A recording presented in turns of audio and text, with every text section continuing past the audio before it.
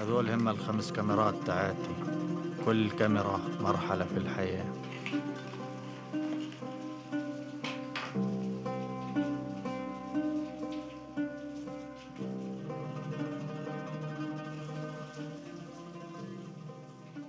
Welcome. Ahlan wa sahlan. My name is Mary Anne Grady Flores. Thank you all. I am like totally blown away at this crowd we have on this Saturday afternoon on a beautiful Ithaca day. What a shame to go inside on a sunny day. So every time I see this film, and I've seen it 3 times now, it rolls over me like something very deep. I had been in Beleng in 2007.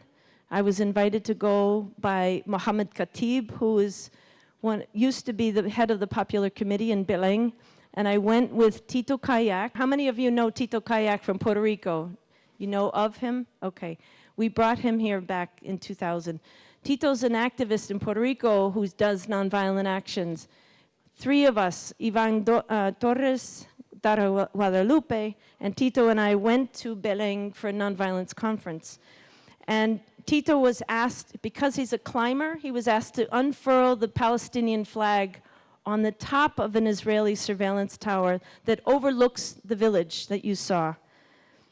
So after that, months after, that same year, 2007, Emad and Tito and I went on tour for 2 months, almost 2 months, from August to the end of September, and we toured the northeast cities. We went all the way to Harvard, to Maine, to Hartford, Worcester. We went all over to try to show the parallels of the struggles of the land, the need to protect the land in Puerto Rico and Palestine. So Dr. Beth Harris, who is here with us tonight, helped us name the tour.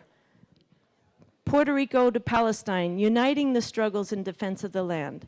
We went then, after the Northeast, we went to Puerto Rico. We went to universities, we went to schools, we went to churches, we went to mosques, and to community groups. And after coming back from Palestine, I realized that I had not known of what was going on there. I grew up in the Bronx.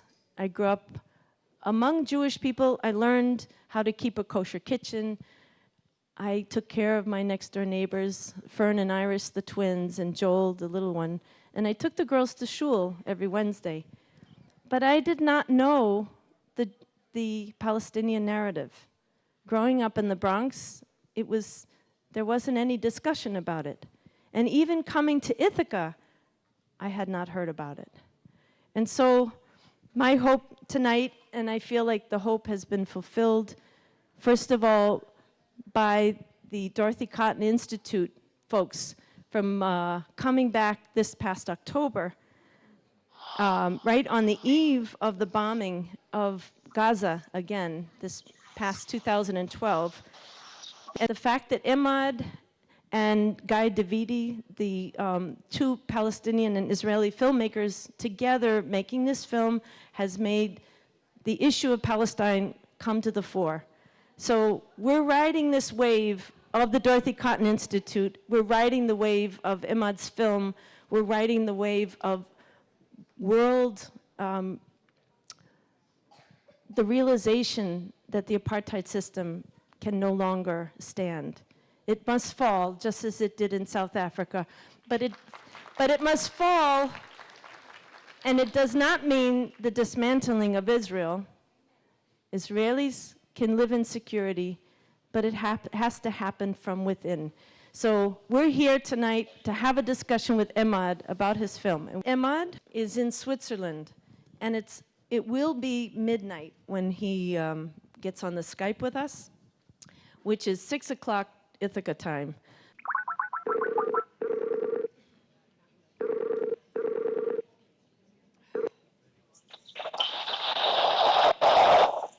Hi, Chris. How are you? Oh, okay. Oh, give Emad a huge applause. Hello, Emad. Can you hear me? Can you hear the crowd? Yeah. It's good to see you. Thank you. So we're going to invite people to come up and ask you questions about the film. Thank you so much for being up so late to answer. Thank you. Thank you for coming and thank you for your interest in my movie, my film, my story, my village story. I'm really glad to make a discussion. Assalamu alaikum, Emad. My name is Dr. Mushtaq Sheikh. I am from Elmira, New York. I'm an internist, have been living in this country for the past 40 years. And I was in Israel in February. I was sent there on deputation by New York State Department of Education and by New York State Board for Medicine. We, group of 3 professors and myself, I was a board member. It is our responsibility, the board, to check the medical education and curriculum there. So we were there, 4 of us, with our spouses. And during this trip, the Israelis, what I found, were the most beautiful people. They treated us so nicely, every one of us. There was a Jewish couple of these 4, my wife and I, Muslims, and then there was a Christian couple, and then a Hindu couple. And my wife and I, we went to Beit al-Muqaddas, and we paid our tributes to Western Wall. I prayed there, we prayed there, and I went to the Holy Church of Sepulchre. After all this, I'm just going to say that at the Rambam Hospital, which is in Haifa, that was our last stop, and attached to the Technion Medical School, that was one of those 2 that we checked the medical education.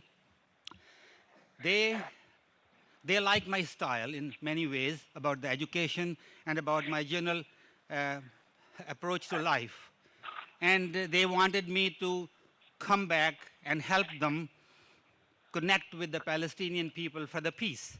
And I told them I am not the kind, because I don't have the credentials. However, I said after the government, the New York State, releases the results, I will connect you with the people who are into this kind of business, and we will see how things go. My question to you, sir, this film that we saw, I cried during the film. I mean, there are scenes in there that you just cannot stand them as a human being.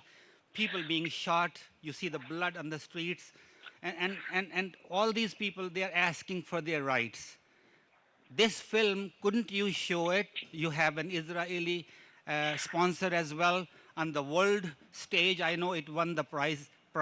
It won, some of the prizes. But couldn't you get it on the world tour, or somehow you get it? I mean, you are a courageous man, and may God give you a lot of strength, and bring it to the Congress. Have the Palestinian people who live in this country connect with their congressmen, senators, and all that. It is very important to make this country aware of what is happening over there, so they know, each and every one of you. I will not ask, cut out the funds of $2 billion to Israel, or do this or do that. I would say in this time and day, accept Israel as a country, but at the same time, make them come along with the Palestinians to a bargaining table. Thank you very much.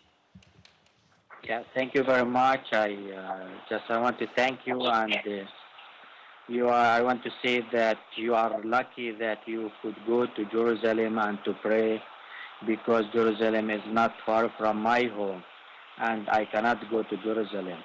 And all the Palestinians, we don't have access to Jerusalem or to Al-Aqsa Mosque. And we live under the Israeli army control. We live under the occupation. So you went to Israel. They treated you good, but you didn't how the life is under the army control and under the pressures of the army and the occupation.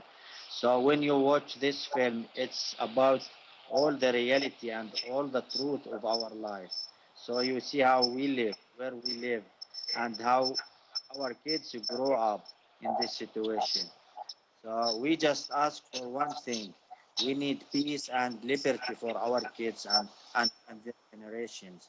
We are not asking for big thing or, so We want to live as other people in liberty, and we want the peace to our kids, to our families. We see how people being killed there in my village and in other towns, and you see how people are arrested, and it's not normal life. In the end of the day, they go to their life, to their beautiful life in Tel Aviv and in their cities, and we live in our village under the Israeli army control. Brother, one more thing. Palestinians do not have the right within Israel. How about asking your Palestinian brothers living in America to vouch for you? Because that's what I really am asking you. Just like if something happens to my old country, Pakistan, even if there are many, many things I don't like about that country where I came from, however, you know, we do stand up for some of the things that they do. So that is my request to you. And I'll let the next person come in. If I were, or somebody else were to write an article, we could just link to the film and that people could watch it. If not, is it a question of money? Like if you could get corporate sponsorship to host it, how much would that cost? Do you have any plans for that? I'm sorry I couldn't hear all the question. The question Hello? was, is the film online? And it is. It's on Netflix. So we can promote it through Netflix. And Emad wants to sell the CDs so he can make a living, which he's been prevented from doing for 10 years. Emad, were you able to hear me? Okay. Excuse me, just start it up again. All right. Yeah. Yes. Anybody else would like to ask a question?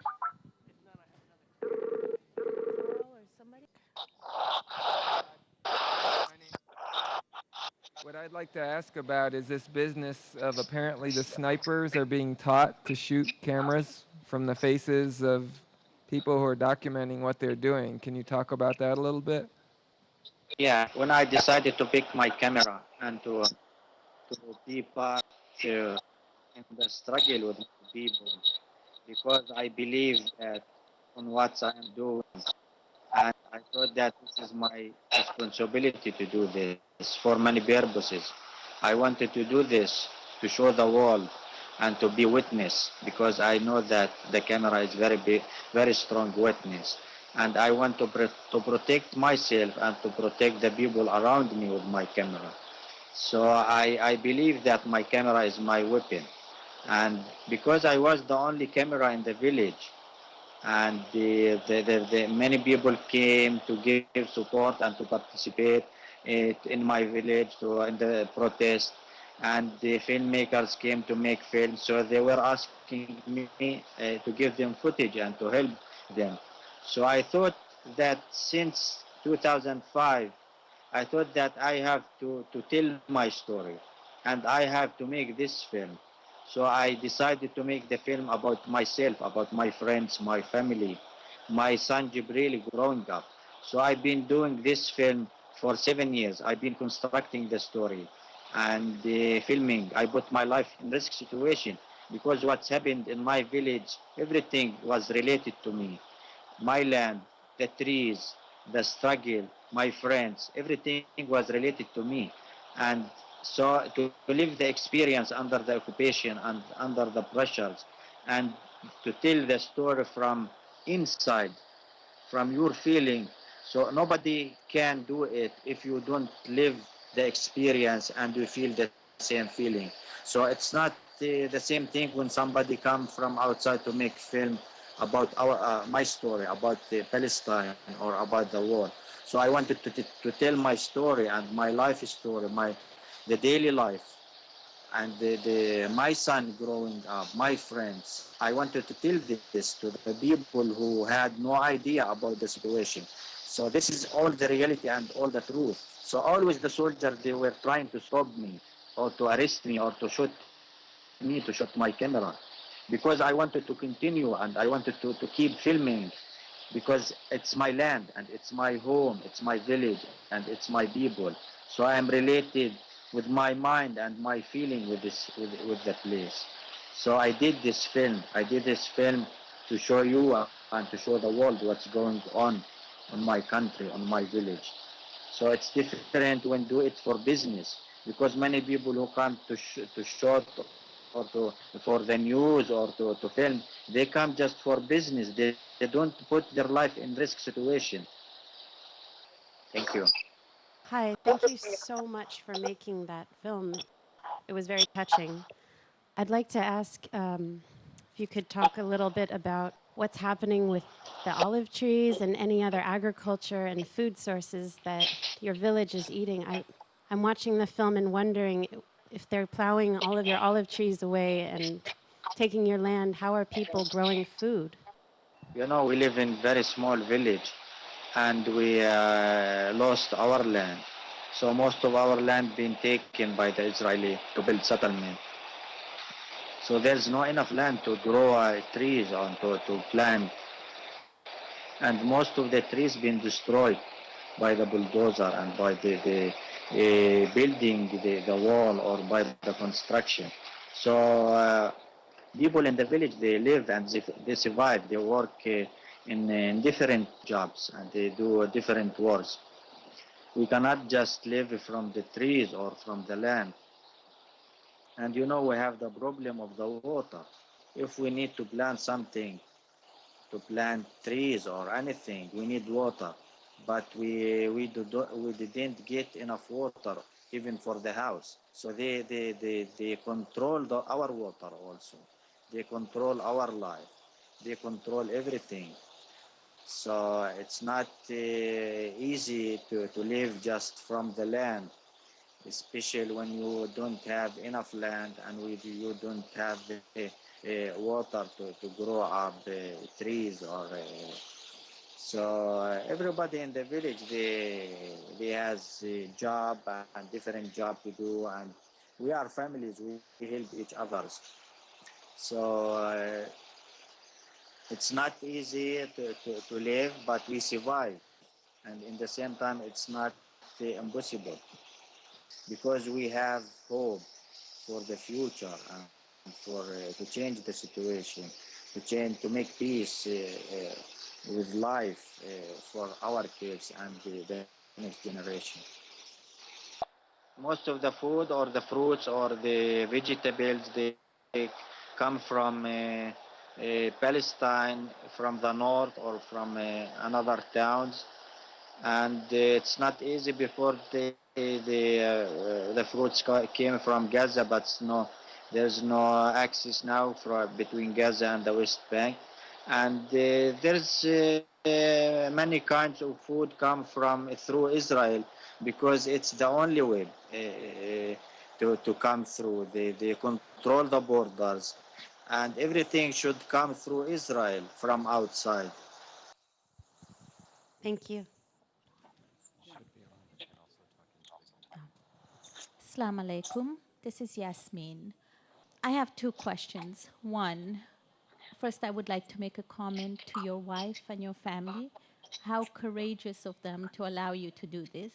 I'm a mother and I'm a wife, so I can imagine the stresses that your family must have gone through.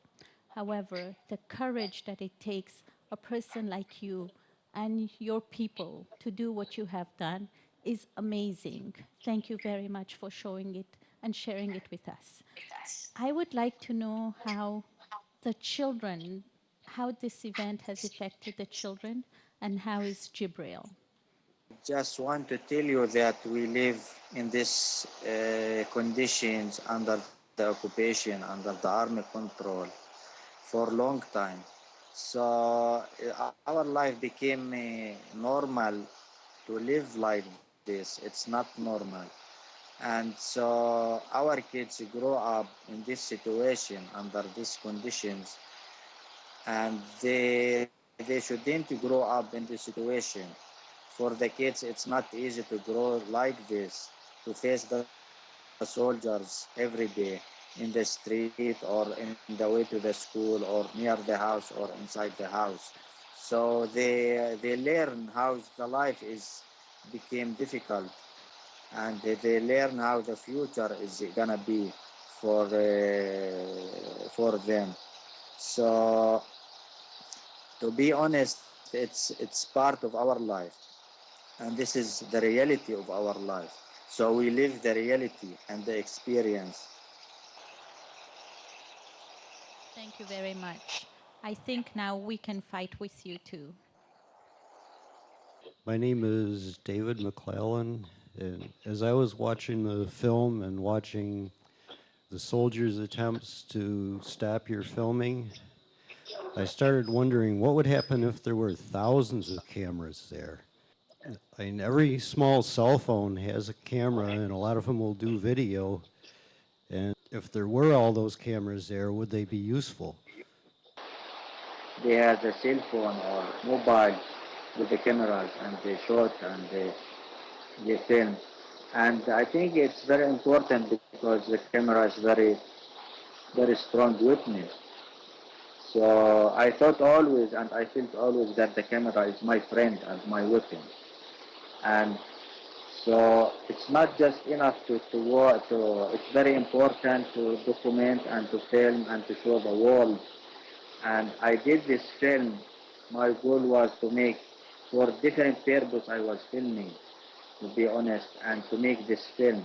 So I made this film after 7 years of documenting and following the characters and the events and the daily life, and to show the world. So I think this is now your responsibility and the American responsibility and the Europe responsibility to make solution to the Palestinian people and to support more the Palestinian people and to help them, because we need your support. So we show you our life, and we film our life to show you, to give you more about reality and about truth. So that's why we have now cameras, and it's more easy to use the cameras and to show the world. Emad, thank you so much. Shukran. And let's give Emad a round of applause.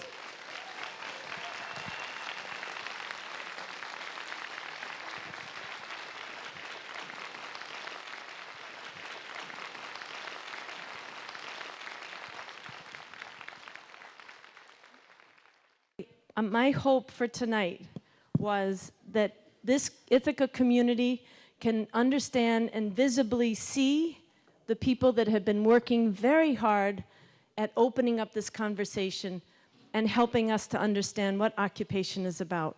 So we have the folks from the Students for Justice in Palestine. Raise your hands. From Ithaca College and Cornell University. And I'm going to give you guys singularly a turn to speak.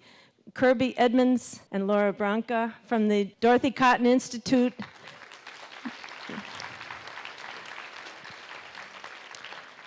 And then Ariel Gold and Beth Harris from the Tikkun V'Or Social Justice Committee. Raise your hands.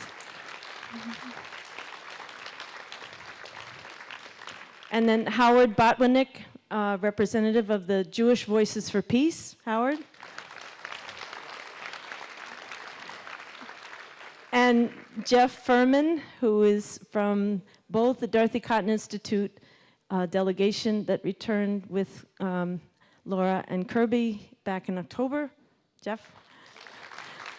But I have to say about one thing about Jeff. He's a floater.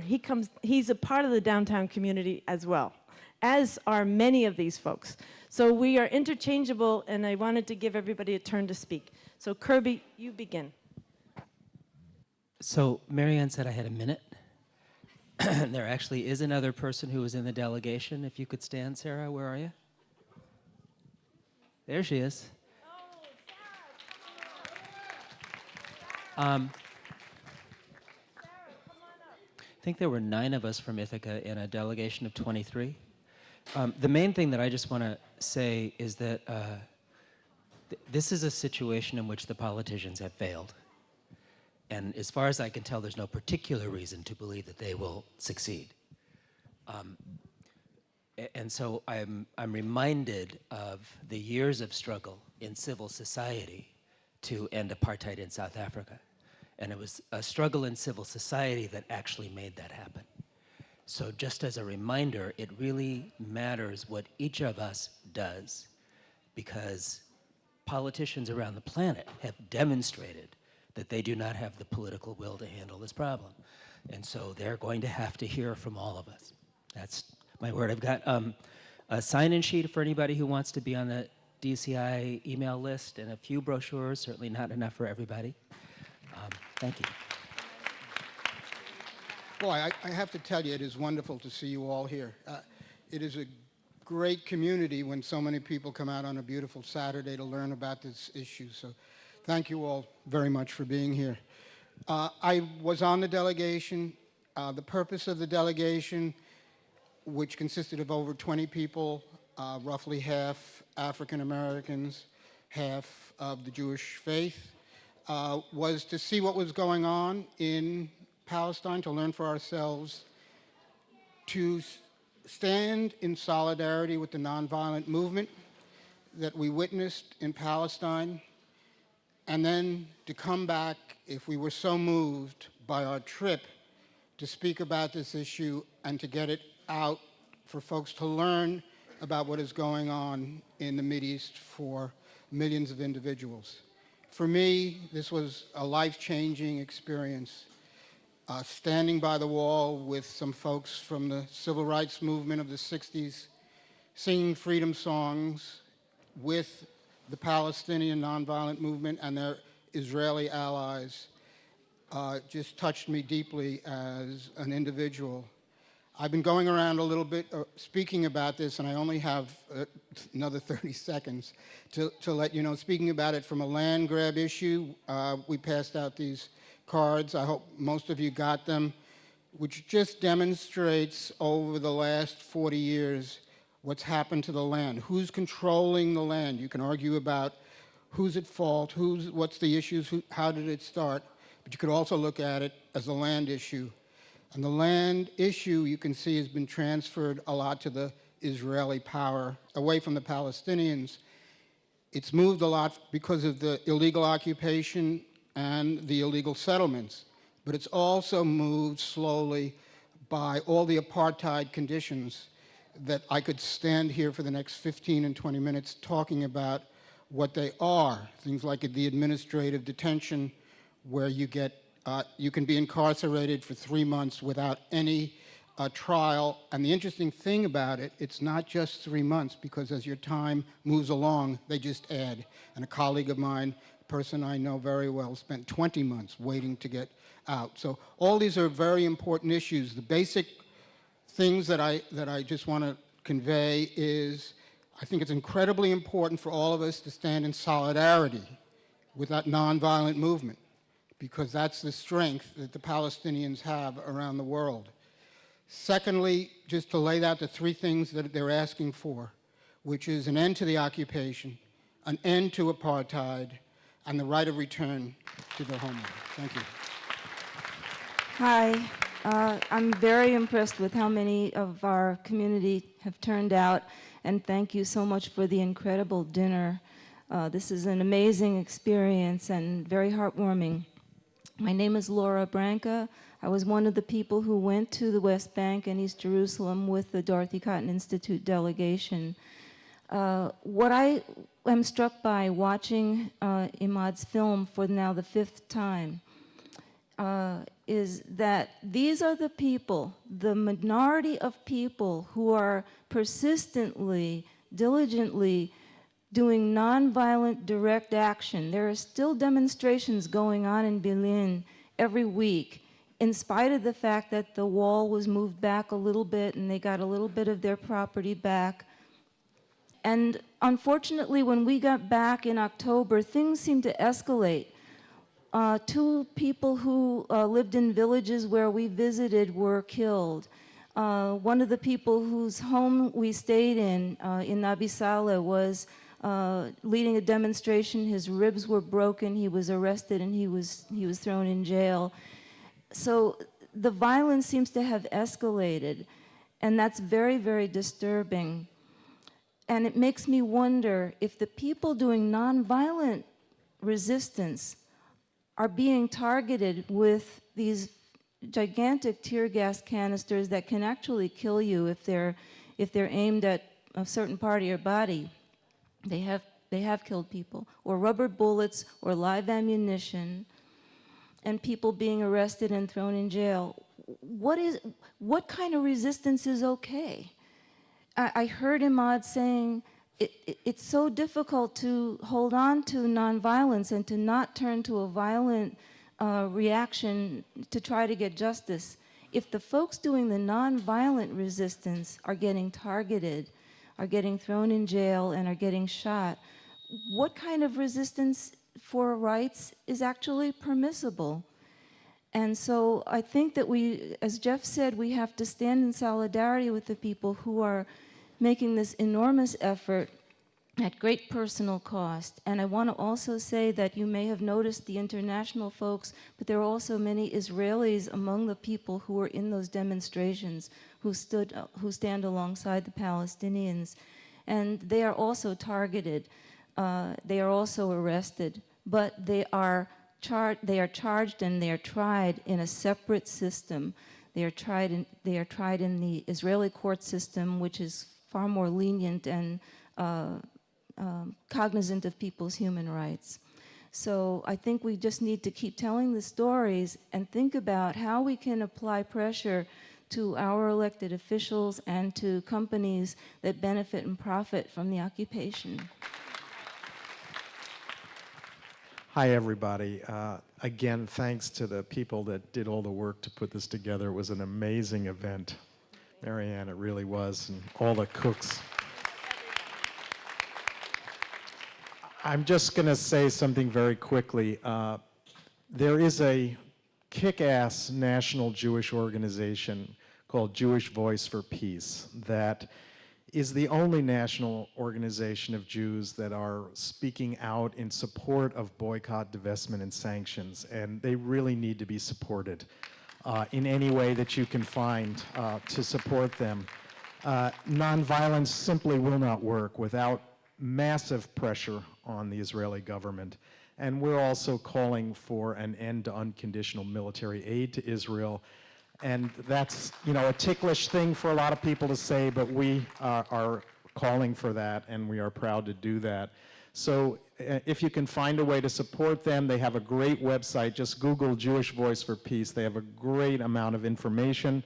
There are easy ways to join it. And we also have a local chapter we're trying to grow here. So if you're interested in that, I'll be in the back, and you can talk to me. Thank you very much. Hi, I'm here from the Tikkun V'Or Social Justice Working Group. My name's Ariel Gold. So we work within the context of the Reformed Jewish congregation here, and we work from the principle of Tikkun Olam, which means to repair the world. In accordance with that principle, we seek to deepen the community's understanding of the Israeli-Palestinian conflict. We're aware of the sensitivity of this issue within the Jewish community and seek to open avenues for education and dialogue and exploration of what's going on there. We see this film that was shown tonight as a really great avenue for discussion, and so we really like to thank the people that put it on tonight.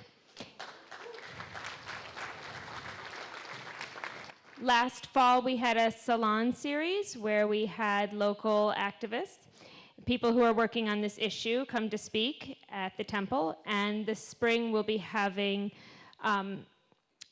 brunches that will discuss both this film and another Oscar-nominated film, The Gatekeepers. Want to tell them about it? I haven't seen The Gatekeepers, but I know a little bit about it. It's 6 Israeli Secret Service leaders who were in the Israeli Secret Service, and they participate in very candid interviews. What comes to light is how immoral the occupation is, and also that it's ineffective for the state of Israel. So thank you. Thank you, Ariel. Hi, I'm Carl. I'm with Cornell Students for Justice in Palestine. Also with me are Ari, Lubaba, and Aisha. We're all working together. One thing a lot of people wonder after this film is, because it doesn't end on a positive note, obviously, because the occupation doesn't end. And you might be wondering how you can plug in what you can do. And the major campaign going on right now in terms of civil society in America, Europe, and globally is the BDS movement, or Boycott, Divestment, Sanctions. And at Cornell, we have 2 of those campaigns going on right now currently. Just to mention them briefly, one is a campaign against Cornell's partnership with the Technion, the new Cornell New York City Tech campus. Just in a word, Technion is an Israeli university based in Haifa, I believe, right? Yeah. And more than any other university in Israel, they're deeply, deeply embedded within the Israeli occupation. They sort of have function as a revolving door between academia, the corporate world, and the Israeli military. And it's with this institution that Cornell is now partnering. And we don't think that's okay for a lot of reasons. And the other one is a divestment campaign we're working on for TIA-CREF. It's one of the largest managers of retirement funds. Cornell employees have this among others. And TIA-CREF has pretty large holdings in a lot of companies that benefit from the Israeli occupation. And we're trying to get them to sever those claims. We're going to have a table up in the back. We'll have our sign-up sheet for our email list and 2 petitions and a stack of our most recent publications. So feel free to stop by, introduce yourselves, and we'd love to see more of you again. So thank you. I'm going to ask the question, how much longer must Jibril, Taqi al-Din, Yasin, and Muhammad, Emad's children, and all the children of Palestine, how much longer will they have to live with occupation? Little Ithaca has spent $3.74 million of our federal tax dollars that have left our pockets, left GIAC, left Southside, left our elderly programs to go and fund this. This is the line. We have to say no more. So I asked you to close your eyes because I want us to envision another way, that we as Ithacans have to pull our political will together by being in meetings and figure out how to call our politicians, Tom Reed, our congressman, and possibly even our local city council, our town council, to make Ithaca the first city to make a resolution to say we are in support of the boycott, divestment, and sanctions. How many people would want to do this? All right. I think we can, as Cesar Chavez used to say, si se puede, it can be done. So I invite you to be a part of that, our downtown group, or whatever group that you can, because we can't do this alone, we have to do it together. So now we're going to end with the Debka. Thank you. Okay. So I just want to introduce to you Lena, who is from Syracuse. Yeah. Hi, everybody. I just want to say how much it makes my heart smile to see everybody here for such an amazing cause. We are from St. Elias Antiochian Orthodox Church in Syracuse, New York. This is Debka dance. This kind of dance is done all over the Middle East. Basically, it's done in celebration, not only of the music that you're hearing, but the people that you're with. It was also briefly shown in the movie, very similar to what we're doing here.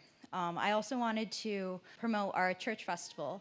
It's a Middle Eastern festival that is done in the 3rd week of July in Syracuse, New York. There's a full menu of Arabic food, live music, our dancers, and this is probably about half of our group. Also, there's gifts that we have, and free parking, admission, and just a wonderful time to enjoy with you and your family.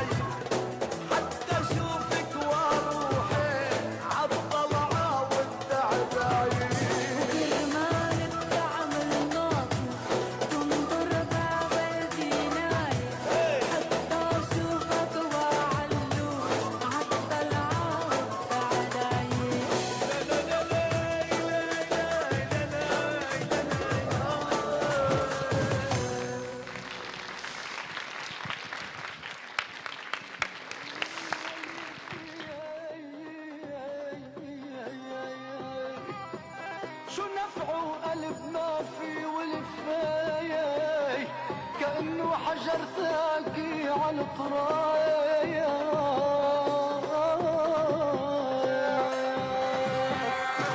وعلواه نرجع مثل ما كنا وعلواه زورك وتجي الحنة علواه نرجع مثل ما كنا علواه زورك وتجي الحنة وبيك يستقبلنا وامك تدللنا داخلك طفي لي قلبي دوبتني الله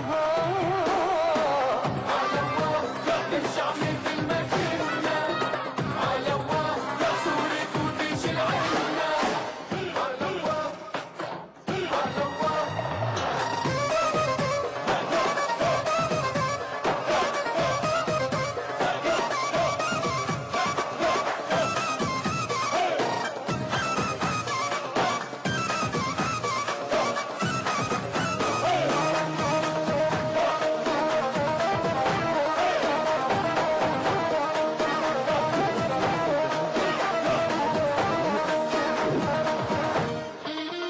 ايدي يا مشتاق لايديك وعيني يا ما حنمل عينيك يا مشتاق لايديك يا ما حنمل عينيك واسمي دايب بثيابي وعايش على اعصابي شيليني من عذابي وهنيني على واه نرجع مثل ما كنا على واه صورك وتجي العنا على واه على واه